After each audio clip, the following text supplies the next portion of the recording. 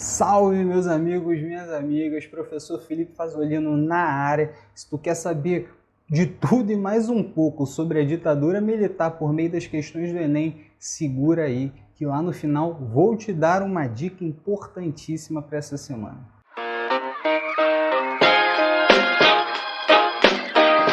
Então, começando esse negócio aqui, vamos fazer só duas questõezinhas sobre o período da ditadura militar, a famosa ditadura civil-militar, que vocês estão com quase tudo no coraçãozinho, mas eu vou colocar mais algumas coisas nele e vou reforçar aquilo que vocês já sabiam. Então, número 1, olha aí, PSD, PTB, UDN, PSP, PDC, MTR, PTM, PTN, PST, PSB, PRP, PR, PL, PRT, finados. Fortuna, Correio da Manhã, ano 1965, 2 de novembro de 1965. Vamos lembrar o que teve em 1965? Em 1965 já se fazia um ano do golpe dos militares. Um golpe que formou uma ditadura civil-militar, que transformou por 21 anos a história brasileira. Essa transformação ela foi marcada pela perda dos direitos individuais, pela perda dos direitos humanos, em nome de algumas políticas, como a política anticomunista, em nome da política capitalista, que estava muito forte durante a Guerra Fria. Vocês se lembram, os Estados Unidos exerceu apoio em cima dos vários governos militares que se espalharam pela América Latina.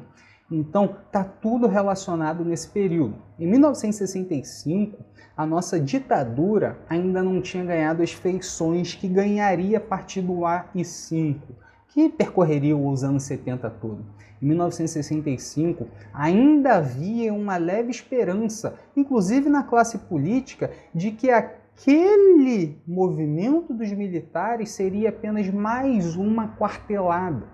Se você olhar a análise, o histórico dos militares antes do golpe, de fato, você vai perceber que a intervenção política de militares foi muito comum, mas costumou ser uma quartelada. Os militares saem em apoio de alguma figura ou algum grupo civil, colocam ele no poder e ficam como seus aliados fora do poder. Isso aconteceu em 1964. Então a classe política pensava que seria apenas mais uma quartelada. E não foi. Durou 21 anos essa quartelada e aconteceu tudo aquilo que eu disse. E inclusive a imagem já está te dando uma dica. 1965, não tinha AI-5, não tinha AI-4. Então, ou é AI-1, AI-2, AI-3, não sei a data. Então, já temos alguma dica. Sabemos que estão falando sobre finados. Quem são os finados? Partidos políticos. Aí tu já lembra. Pô, teve um ato institucional que fez com que os partidos políticos fossem extintos e foram criados apenas dois partidos políticos, o MDB e o Arena.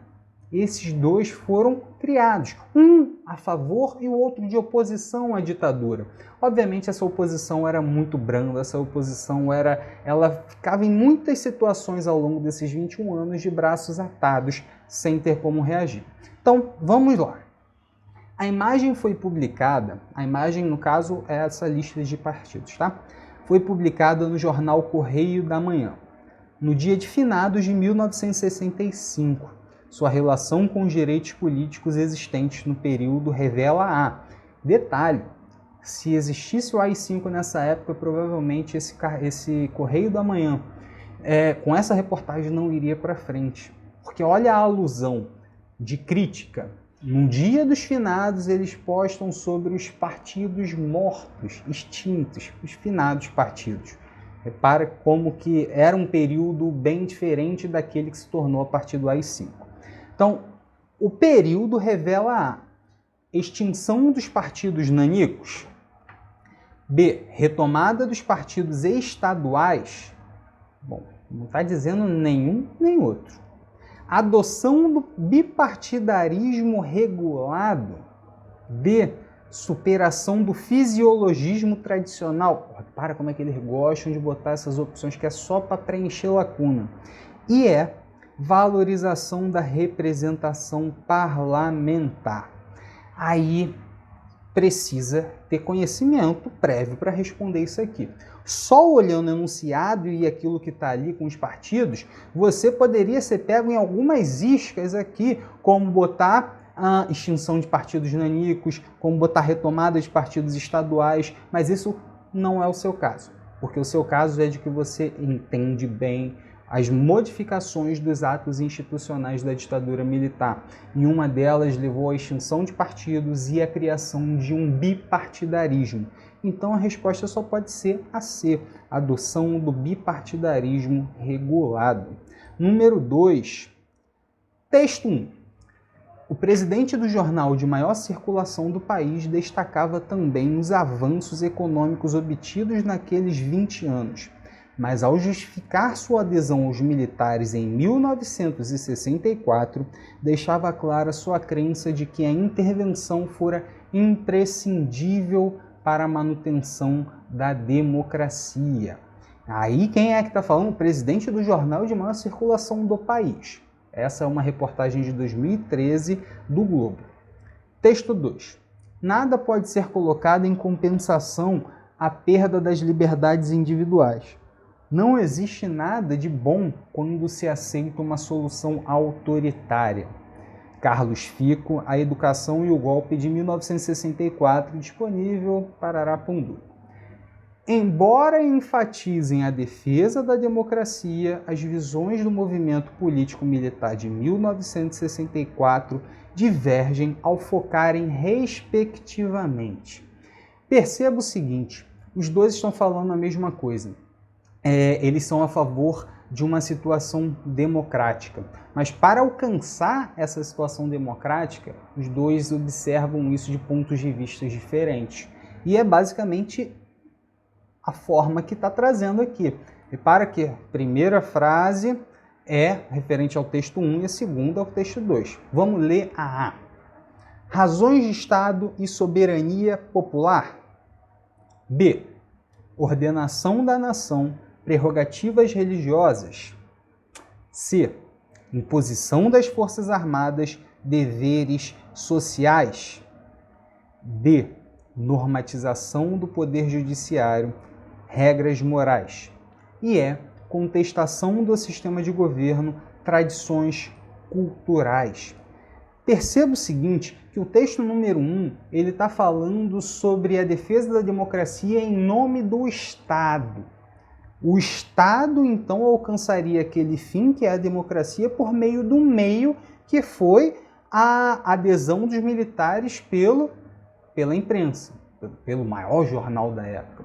Então, repara, qual dessas pode ter mais a ver? Se eles falam que a defesa da democracia seria algo funcional, seria algo benéfico para quem? Para o Estado.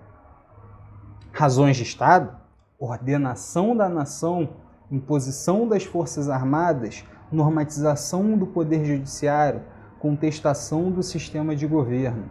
Razões de Estado é aquele que está mais próximo. E se você perceber o texto 2 que fala sobre as liberdades individuais, as liberdades individuais estando conosco, significa que nós somos soberanos numa sociedade. Então a soberania popular é a segunda parte da resposta que a gente estava procurando, gabarito da questão letra A. E para vocês que ficaram até o finalzinho aqui, eu vou dar uma dica para vocês. Gente, vocês precisam afiar a interpretação de texto. A interpretação de texto não é tirar aquilo que está dentro do texto, é aquilo que está por fora do texto. Compreensão e interpretação são habilidades que o Enem demanda de você. A compreensão é mole, está ali no texto. A interpretação, você tem que partir da abstração da ideia. E no caso de interpretação em história, você precisa ter também conhecimentos básicos sobre os temas. Então, afie sua interpretação, que eu tenho certeza que ela está afiada, e manda brasa. Se tu gostou dessa ideia, dá uma curtida, ativa o sininho, deixa aquele comentáriozinho para dar uma moral. O computador do YouTube se amarra quando vocês fazem isso. Então, meus amigos, beijo no coração, tchau!